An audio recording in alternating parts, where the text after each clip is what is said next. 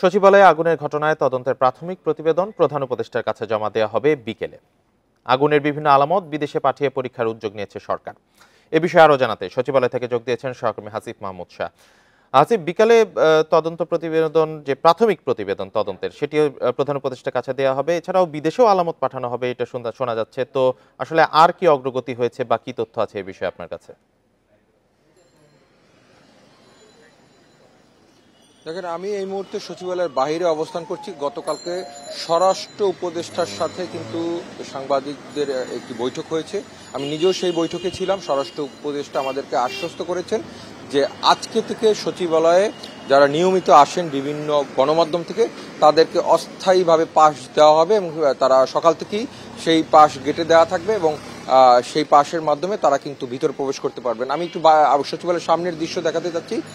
এখানে সব গণমাধ্যম এখানে কিন্তু অপেক্ষা করছে এবং তারা সকাল থেকেই এখানে কিন্তু অপেক্ষা করছে। তাদেরকে ভিতরে ঢোকার কোনো ধরনের কোনো অনুমতি এখন পর্যন্ত দেওয়া হয়নি। আমরা ভিতরে কথা বলেছিলাম, যে জানতে চেয়েছিলাম যেহেতু সচিবালয়ে ঢোকার যে বিষয়টা সেটা স্বরাষ্ট্র মন্ত্রণালয় দেখে।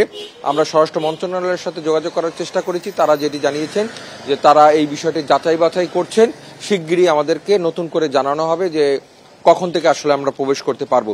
তা আমরা বললাম যে গতকালকে স্বরাষ্ট্র উপদেষ্টা আমাদের গণমাধ্যম কর্মীদেরকে জানিয়েছিলেন যে আজকে সকাল থেকে আমরা ভিতরে প্রবেশ করতে পারবো এবং খবর সংগ্রহের কাজ করতে পারবো, কিন্তু সেই বিষয়ে তারা এখন এই মুহূর্তে কোনো তথ্য দিতে পারছেন না।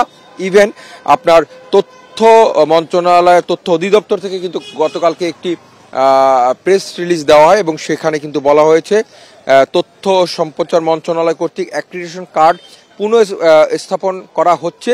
খুব শীঘ্রই নতুন করে স্থায়ী অস্থায়ী অ্যাক্রিডিটেশন কার্ড পাস ইস্যু করা হবে। গতকালকে এটা অ্যাক্রিডিটেশন তথ্য অধিদপ্তর থেকে কিন্তু এটি একটি নির্দেশনাও দেওয়া হয়েছে সবার জন্য। কিন্তু আজকে সকাল থেকে সচিবালয়ে যখন গণমাধ্যম কর্মীরা এসে খবর সংগ্রহ করার চেষ্টা করছিলেন, তারা কিন্তু ভিতরে গিয়ে কোনো খবর সংগ্রহ করতে পারেননি। আরেকটি বিষয় জানিয়ে রাখি, সেটি হলো যে আপনি সচিবালয়ের 7 নম্বর ভবনে যে অগ্নিকাণ্ডের ঘটনার কথা বলেছেন, সেই ঘটনার প্রেক্ষাপটে যে তদন্ত কমিটি, সেই কমিটি কিন্তু ইতিমধ্যে কাজ করছে। গতকালকে পর্যন্ত সেই কমিটি 3টি বৈঠক করেছে এবং আলামত সংগ্রহ করেছে। কয়েকটি বিষয়কে সামনে রেখে তারা এই কাজ করে যাচ্ছে।